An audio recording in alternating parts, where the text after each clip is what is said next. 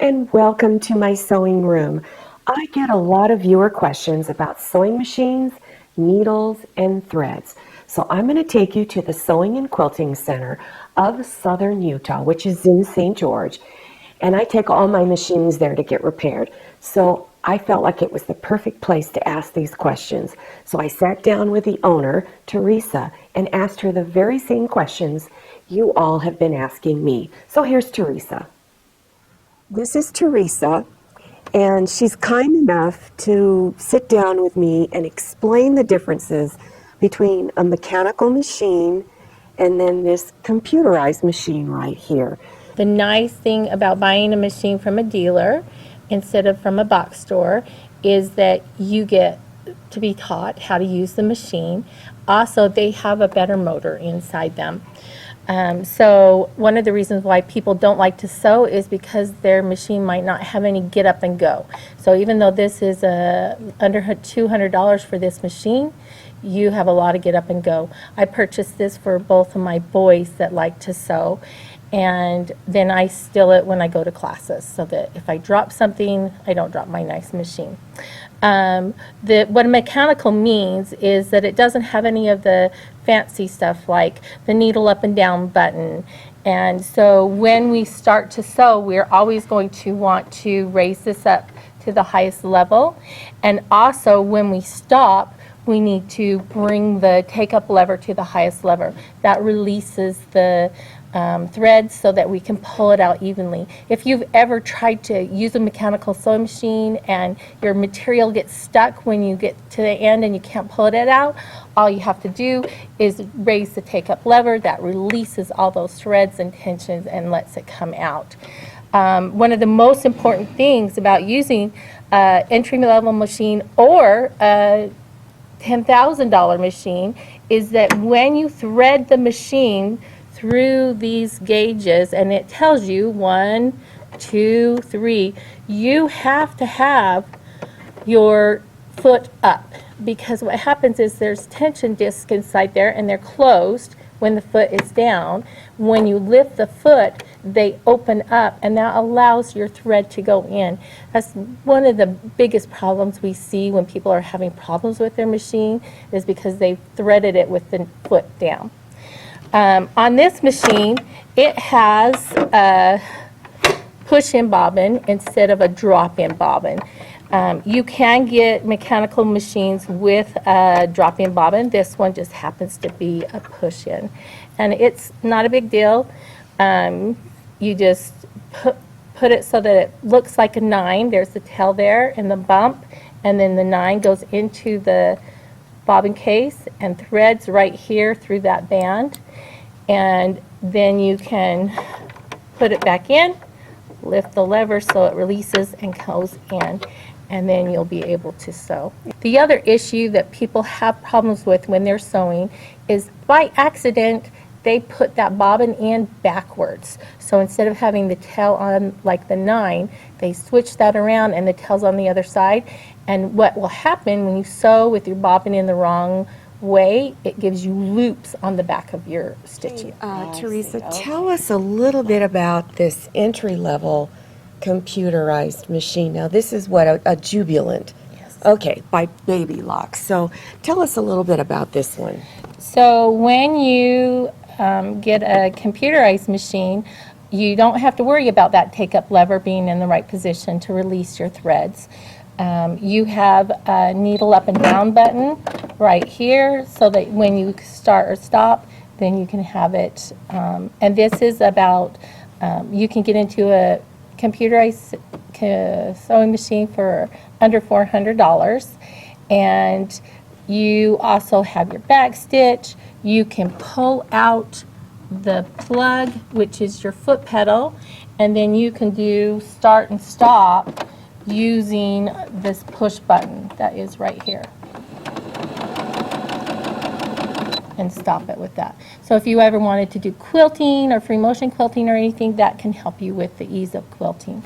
You also have a back button which will reverse when we hold it in, and then you also have one of the things we didn't talk about on the entry-level mechanical is you have a 3-step buttonhole or a 4-step buttonhole where you turn the knob to complete the buttonhole, whereas this one, we just push a button, we turn that to whichever buttonhole we're going to do, put our button foot on, and do that. We could do that in the end if you wanted to show I also that. noticed that on this computerized one, there's several dozen more stitches on the computerized one. Is this pretty standard for Yes. most entry level? Whereas in mechanical, I don't even think had 20 stitches on it. No, it has the Okay. most important ones that we use Right. constantly. They're technically not embroidery stitches, they're applique or, Okay. and so they're decorative stitches. And embroidery has a satin stitch. Right. These are just single stitched out, and so that's why they're not as bold as an embroidery would be. There's only one buttonhole stitch. It's a square, which looks just like this one, and these you have options. Like this is for a coat when you have a big button. Okay. And so that's why you have other options for buttonholes. So if an individual came in and they wanted to buy an entry-level machine because they make a lot of clothes, this would probably be a greater advantage than the mechanical It one. would be a lot more fun for a couple $100 more. I Yes. see. This is a giant needle, A everybody. giant needle. Hopefully you can see this groove that's right here in the front. And this represents our thread, and the needle has to be big enough groove that the thread fits inside there so that it's So everyone, that groove, when you're looking at your needle, when you're sitting in front of your machine, this groove is in the very front. Is that Yes, correct? it is. Yes. So the thread's coming down the front of that needle. for most machines. If you have a really, really old machine, it might be turned to the side or to the back. So, but for new machines, it's always in the front. So it's really important that that thread fits in the groove. If you think, I'm very simplistic, and if you think of this needle as a train, it's driving through the tunnel, which is the hole that the needle's making.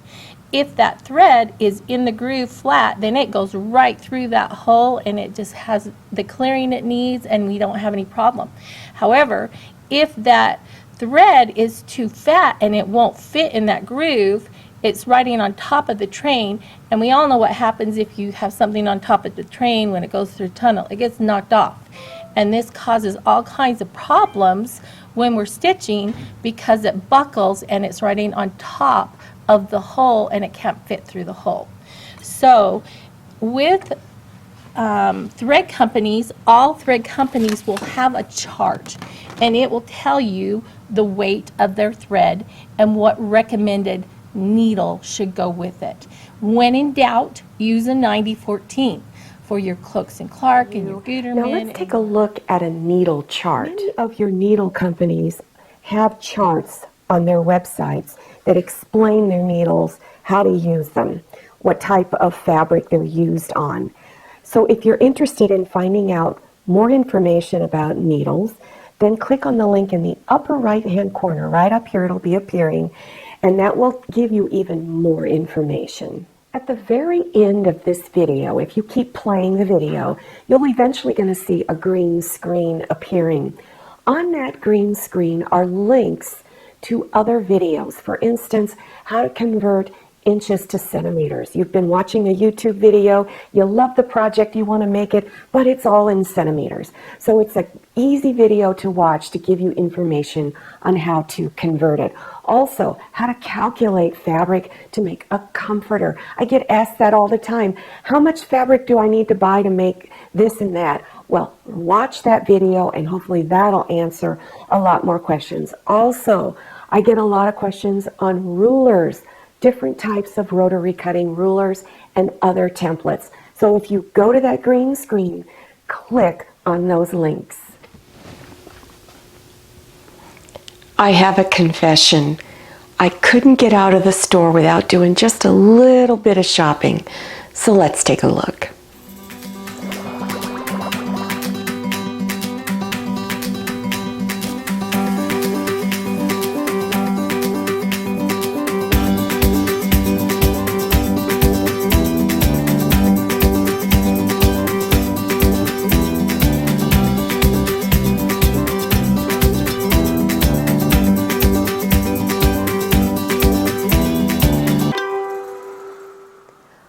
hope you liked this video. If you did, would you please click on thumbs up, and don't forget to click on share to share this video with your friends.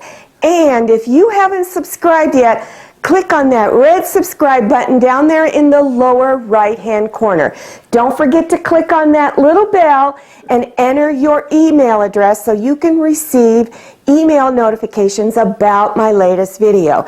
If you haven't received notifications, then go to your cell phone, click on settings, and turn notifications in the on position.